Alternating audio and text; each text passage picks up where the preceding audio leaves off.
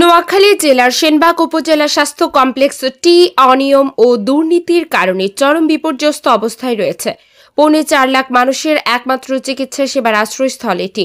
হাসপাতালটি পরিদর্শনে গিয়ে দেখা যায় আলট্রাসোনোগ্রাম মেশিন, এক্সরে মেশিন নষ্ট, বিপাকে আছেন রোগীরা। জোড়াতালি দিয়ে চালানো হচ্ছে স্বাস্থ্য কমপ্লেক্সটি। সর্বশেষ 13 নভেম্বর 2024 তারিখে একজন রোগীর আলট্রাসোনোগ্রাম হয়েছে এই স্বাস্থ্য কমপ্লেক্সে। তারপর থেকে গত 5 মাস ধরে অকেজো হয়ে আছে, সেবা বঞ্চিত হচ্ছেন রোগীরা। হাসপাতাল থেকে রোগীদের বেসরকারি হাসপাতাল বা প্রতিষ্ঠানে পাঠানো হচ্ছে।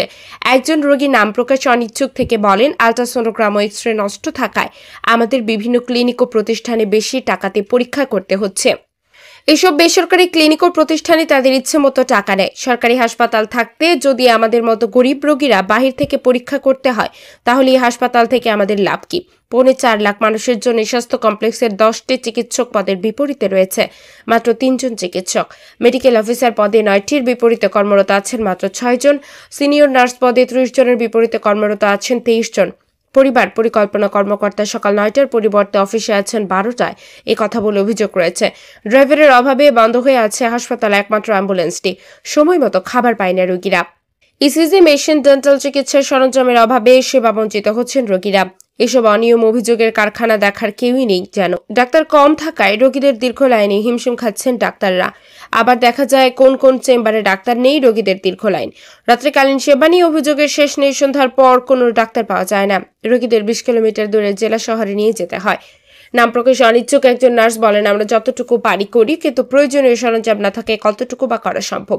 অনেক সময় নিজের পকেট থেকে টাকা খরচ করে রোগীদের জরুরি ওষুধ কিনে দিতে হয়। জানা গেছে, যথাযথ কর্তৃপক্ষের গাফিলতির কারণে স্বাস্থ্যসেবা বিপর্যয়ে পড়েছে। গুরুতর কোনো রোগীর সেবা তো দূরের কথা, প্রাথমিক চিকিৎসার জন্য অনেক রোগীকে 250 শয্যা বিশিষ্ট জেনারেল হাসপাতাল সহ দেশের বিভিন্ন হাসপাতালে প্রেরণ করছে হাসপাতাল কর্তৃপক্ষ। স্বাস্থ্য কমপ্লেক্সে আসা রোগীরা জানান, উপজেলা স্বাস্থ্য কমপ্লেক্সে কোনো চিকিৎসা সেবা সম্পূর্ণ পাওয়া যায় না। তারা প্রাথমিক চিকিৎসা সেবা দিয়ে সদরে রেফার করেন। এখানকার বিভিন্ন যন্ত্রাংশের নষ্ট থাকায় পড়তে হয় ভোগান্তিতে। সবার আর্তনাদ, সরকার নজর দিন।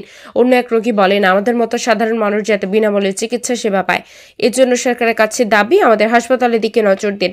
জোড়াতালি দিয়ে চলা এই স্বাস্থ্য কমপ্লেক্সটি বাংলাদেশের স্বাস্থ্য ব্যবস্থার একটি বড় সমস্যার প্রতিনিধিত্ব করেন। নীতি নির্ধারকদের দ্রুত হস্তক্ষেপ না করলে 4.25 লাখ মানুষের স্বাস্থ্য সেবা আরো বিপর্যস্ত হতে পারে। সরকারি বেসরকারি সম্মিলিত উদ্যোগে এই সমস্যার সমাধান করা জরুরি।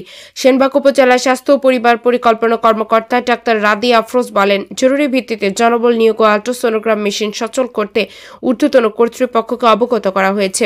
আশা করছি দ্রুত চিকিৎসক সংকট কেটে যাবে।